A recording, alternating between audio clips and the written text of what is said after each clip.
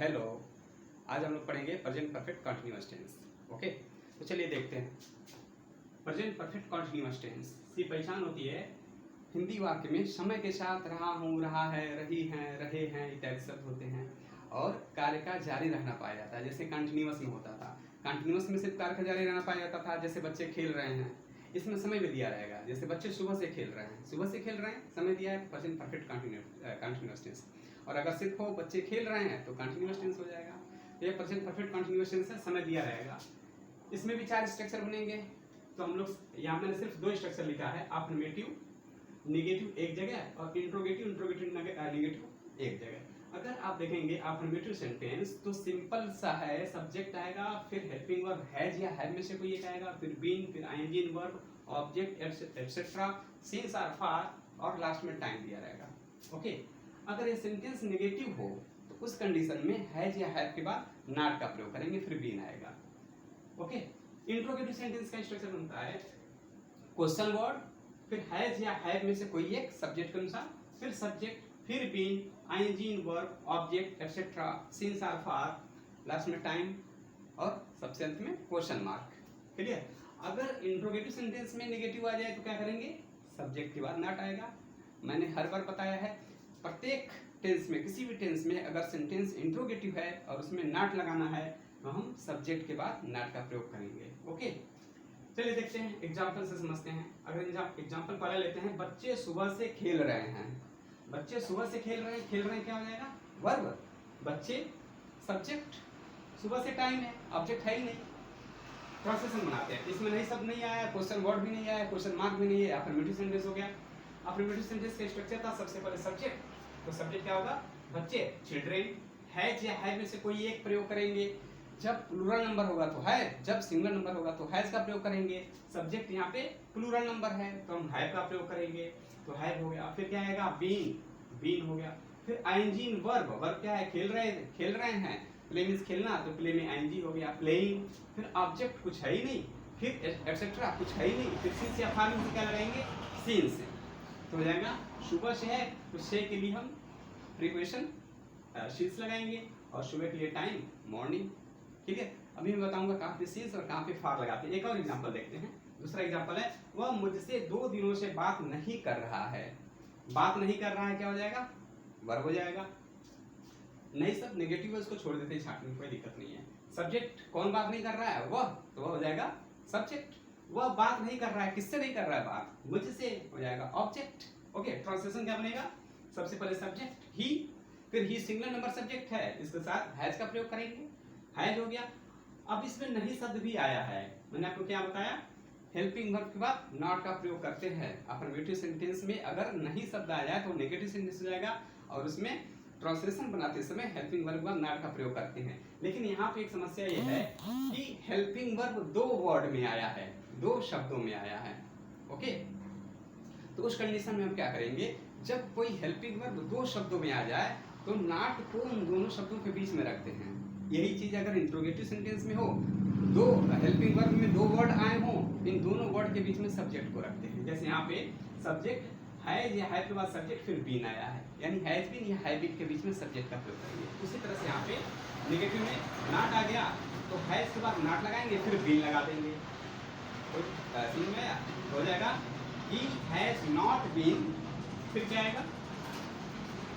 फिर ING verb, बात करना, हो जाएगा टॉकिंग। क्लियर? अब उसके बाद क्या आएगा? ऑब्जेक्ट, ऑब्जेक्ट क्या? मुझसे, टू मी। फिर क्या आएगा? एटसेट्रा है नहीं, सिंस या फार में कोई एक, तो फार, और टाइम क्या है? 2 दिनों से, 2 डेज। क्लियर? समझ में आ गया? अब यहाँ एक चीज मैं आपको समझा दूं, कहाँ पे सिंस का प्रयोग करेंगे और कहाँ पे फार का प्रयोग करेंगे, अच्छे से समझ लीजिए। सिंस का प्रयोग निश्चित समय के लिए किया जाता है, मतलब पॉइंट ऑफ टाइम के लिए किया जाता है। निश्चित समय जब रहेगा तो हम सिंस का प्रयोग करेंगे। निश्चित समय क्या होता है? अगर समय का पर्टिकुलर पॉइंट दे दिया जाए, समय का पॉइंट दे दिया जाए, जैसे सन 2010 से, जनवरी महीने से, 2 फरवरी से, अगर इस तरह से मंगलवार से 2 बजे से, ठीक है, सुबह से, दिन के 4 पर होते हैं और चारों निश्चित माने जाते हैं, सुबह, दोपहर, शाम और रात्रि, ये चारों आ जाए तो हम सिंस का प्रयोग करेंगे। ओके, अगर आ जाए कल से, परसों से, पिछले महीने से, पिछले साल से, तभी हम सिंस का प्रयोग करेंगे। क्लियर? फार का प्रयोग कहाँ करते हैं? फार का प्रयोग अनिश्चित समय के लिए किया जाता है, यानी पीरियड ऑफ टाइम के लिए किया जाता है, ड्यूरेशन के लिए किया जाता है। इसमें क्या होता है, अगर हम कह दें 2 वर्षों से अनिश्चित हो जाएगा, लेकिन मैं कह दूं सन 2018 से तो निश्चित हो जाएगा। मैं कहूँ 2 महीनों से अनिश्चित है, लेकिन कह दूं अक्टूबर महीने से तो निश्चित हो जाएगा। 2 सप्ताह से अनिश्चित है, ओके, लेकिन मैं कह दूं 15 जनवरी से तो निश्चित हो जाएगा। 2 दिनों से अनिश्चित है, 2 घंटे से अनिश्चित समय फार का प्रयोग करेंगे। क्लियर? सिंस या फार का समझ में आ गया प्रयोग? इसको नोट कर लीजिए, अच्छे से समझ लीजिएगा। ओके, कुछ और एग्जांपल लेते हैं।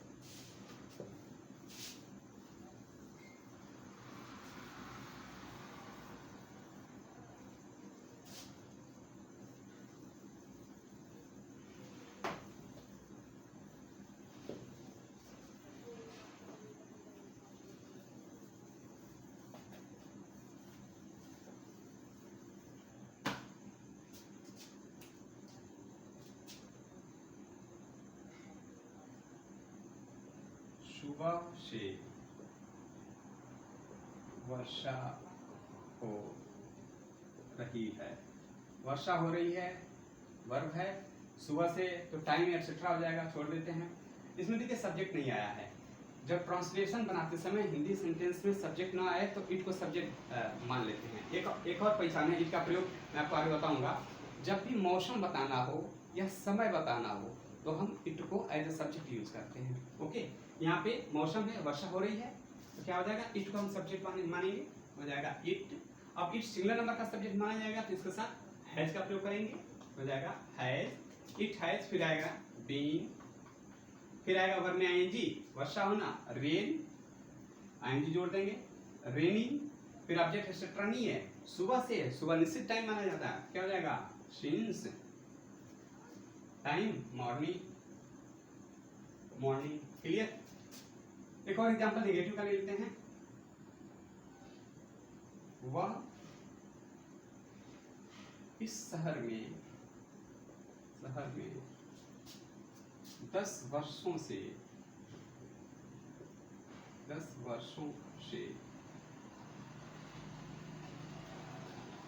नहीं रह रहा है, नहीं रह रहा है। ओके, रह रहा है वर्ब हो जाएगा, वह सब्जेक्ट हो जाएगा, इस शहर में ऑब्जेक्ट हो जाएगा, 10 वर्ष तो टाइम है। देखते हैं आंसर बनाते हैं नेगेटिव सेंटेंस। यही रहेगा स्ट्रक्चर, है जो है के बाद नॉट का प्रयोग कर देंगे।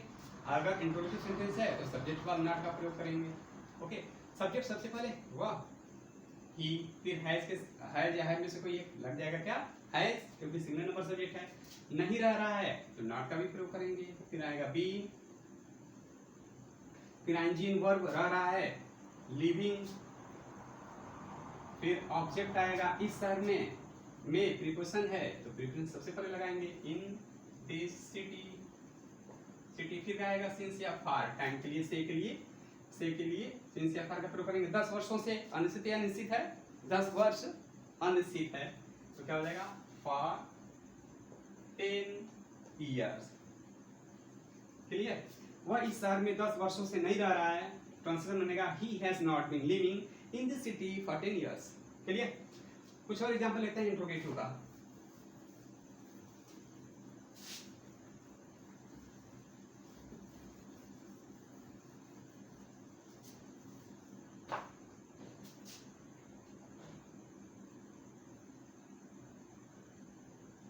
बच्चा 2 घंटे से क्यों रो रहा है। ओके, रो रहा है वर्ब, बच्चा सब्जेक्ट, 2 घंटे से टाइम है। देखते हैं, सबसे पहले क्वेश्चन वर्ड क्यों बीच में आया सेंटेंस के, तो हम पहले लिखेंगे वाई, फिर हैज या है में से क्या है, बच्चा सिंगल नंबर है तो हैज आ जाएगा, वाई हैज, फिर आएगा सब्जेक्ट द चाइल्ड, फिर आएगा सब्जेक्ट हो गया, फिर आएगा नॉट, अगर नहीं है तो नहीं है तो नॉट नहीं है तो फिर लगा देंगे बीइंग, फिर आएगा आईएनजी इन वर्ब, वर्ब क्या है, रोना, क्राई, फिर इसमें जोड़ देंगे आईएनजी क्राइंग, फिर आएगा ऑब्जेक्ट है क्या, नहीं है, फिर सिंस या फार, क्या लगाएंगे 2 घंटे से, 2 घंटा अनिश्चित है, हो जाएगा for 2 hours, for 2 hours last में लगा देंगे क्वेश्चन मार्क। क्लियर? बच्चा 2 घंटे से क्यों रो रहा है, ट्रांसलेशन बनेगा why has the child been crying for 2 hours. Clear? एक और एग्जांपल लेते हैं।